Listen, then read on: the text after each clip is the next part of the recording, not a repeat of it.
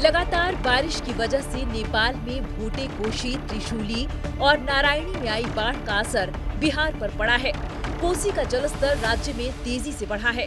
बिहार के 9 जिलों पश्चिमी चंपारण, पूर्वी चंपारण, गोपालगंज, सारण, मुजफ्फरपुर, वैशाली, सिवान, सीतामढ़ी और शिवहर में नेपाल की बाढ़ का सीधा असर पड़ा है और यहाँ हाई अलर्ट घोषित कर दिया गया है।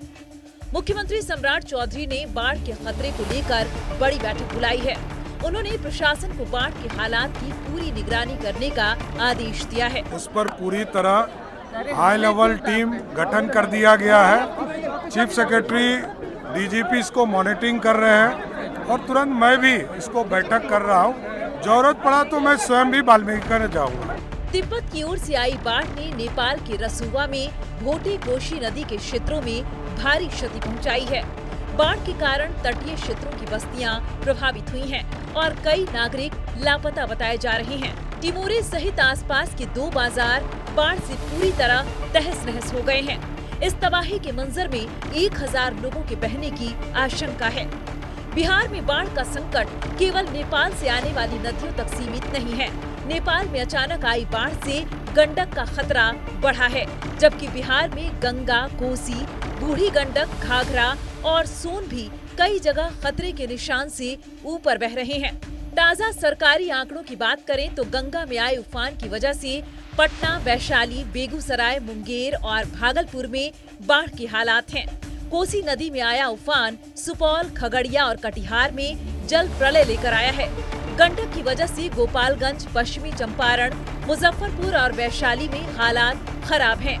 बूढ़ी गंडक खगड़िया में तबाही मचा रही है, तो घाघरा, सिवान, सोन नदी पटना और बागमती मुजफ्फरपुर में तबाही लेकर आई है। नेपाल में प्रलय आने के बाद हालात बिहार में भी खराब होने की संभावना बढ़ गई।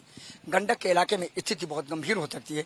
इसे देखते हुए पहले मुख्य सचिव ने एक बड़ी मीटिंग की, उसके बाद मुख्यमंत्री आवास पर एक बड़ी मीटिंग हुई और इस मीटिंग में जल संसाधन विभाग के अधिकारी मौजूद थे, मीटिंग में आपदा प्रबंधन विभाग के अधिकारी मौजूद थे और मीटिंग में मुख्यमंत्री ने स्पष्ट अधिकारियों से कहा कि गंडक के इलाकों में बिल्कुल अलर्ट रहें, हर तटबंध पर बिल्कुल नजर रखें, कुछ गंभीर हो रेस्क्यू किया जाए।